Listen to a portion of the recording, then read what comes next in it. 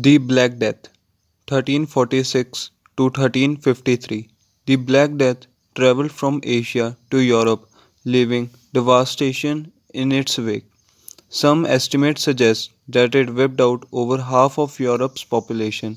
It was caused by a strain of bacterium Varicella pictus that is likely to be extinct today and was spread by fleas. The bodies of victims were buried in mass graves. Coco-Littli epidemic 1545 to 1548. The infection that caused the Coco-Littli epidemic was from a viral fever that killed 15 million inhabitants of Mexico and Central America. Among a population already weakened by extreme drought, the disease proved to be utterly catastrophic. A recent study that examined DNA from the skeletons of victims found that they were infected with the subspecies of pest known as S. paraphyxi, which cause enteric fever, a category of fever that includes typhoid. The American Plague, 16th century.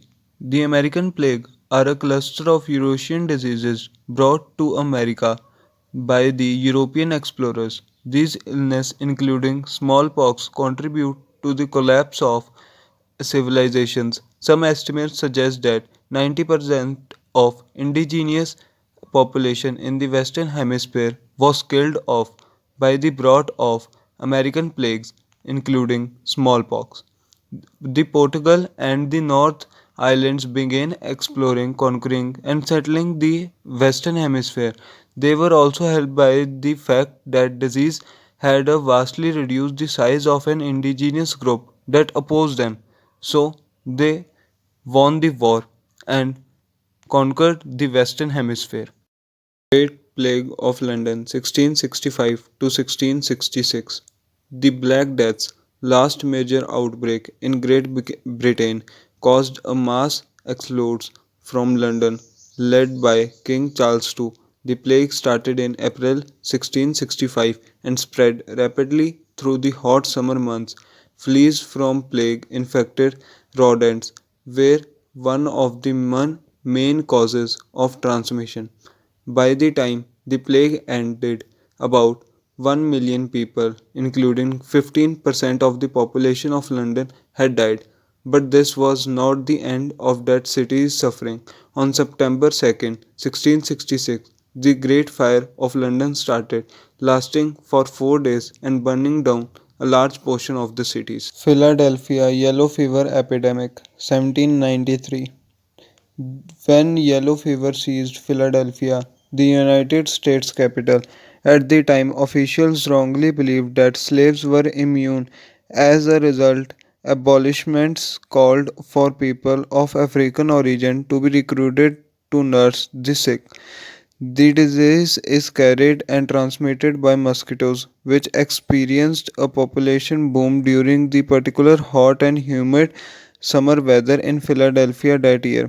It wasn't until winter arrived and the mosquitoes died out that the pandemic finally stopped. By then, more than 5,000 people had died. American polio epidemic 1916. A polio epidemic that started in New York City caused 27,000 cases and 6,000 deaths in the United States.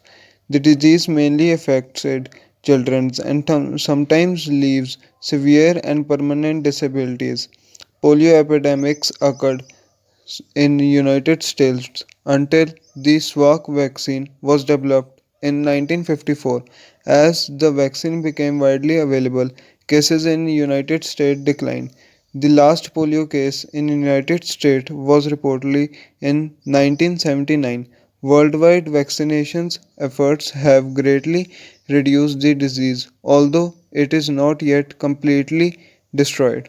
After all these viruses, many viruses came, like the Asian flu in 1957 to 1958, then the AIDS pandemic and the epidemic 1981 and the H1N1 swine flu pandemic in 2009 to 2010, and after that the Western African Ebola epidemic in 2014 to 2016. And now going on is the coronavirus in 2020 is also a part of this epidemic chain which has been started many years ago from the 1500 BC.